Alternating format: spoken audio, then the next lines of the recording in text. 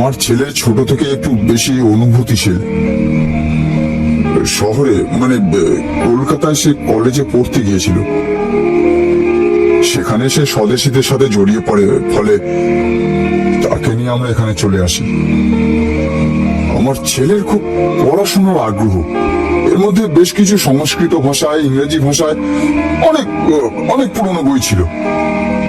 সেই বইগুলো নিয়ে সে থাকতো। বাড়ির লোকের সাথে কথা বলা কমিয়ে দিল, এখন তো তার ঘর থেকেই প্রায় সে বেরোয় না। তার এই হাব ভাব দেখে আমি বেশ চিন্তিত হয়ে পড়ি।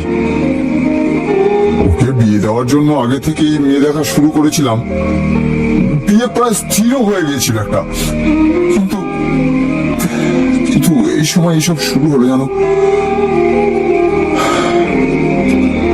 সেখান থেকে একটু দূরে একটা শ্মশানে যেতে শুরু করলো। প্রথমে তো আমরা কিছু বুঝিনি, তো একজন গ্রামের লোক তাকে যেতে দেখেছে। আমাদের চাকরে যে দেখলে আর কি, ওই রঘু একদিন লক্ষ্য করলো যে সে ভোরবেলা ফিরছে। তারপরে আমি লোক লাগালাম ওর পেছনে। তারা খবর দিল শ্মশানে নাকি একজন তান্ত্রিক এসেছে। আমার ছেলে মানে দীপু নাকি তার কাছে গিয়ে বসে থাকে। প্রথমে আমরা তাকে বোঝানোর চেষ্টা করলাম, কিন্তু সে তো আমাদের সাথে কথাই বলতে চায় না। এখন তো সে ঘর থেকেও বেরোয় না, বেরোলেও আমাদের সামনে দিয়ে সোজা হেঁটে চলে যায়, তাকায় না পর্যন্ত। আমি শহরে ডাক্তার দেখিয়েছিলাম, কিন্তু কোনো কাজ হয়নি। এখন তো একদম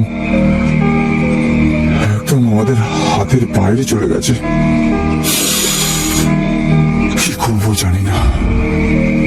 এই পর্যন্ত বলে কমল বাবু একটু থামলেন। তাকে খুব হতাশ লাগছিল। তিনি আবার বলতে শুরু করলেন, কোনো উপায় না দেখে আমি পাশের গ্রামের একজন বাবাজির কাছে গিয়েছিলাম। আসলে আমার এক বন্ধু এসেছিল, সে কোথা থেকে শুনেছিল ওই বাবাজির কথা।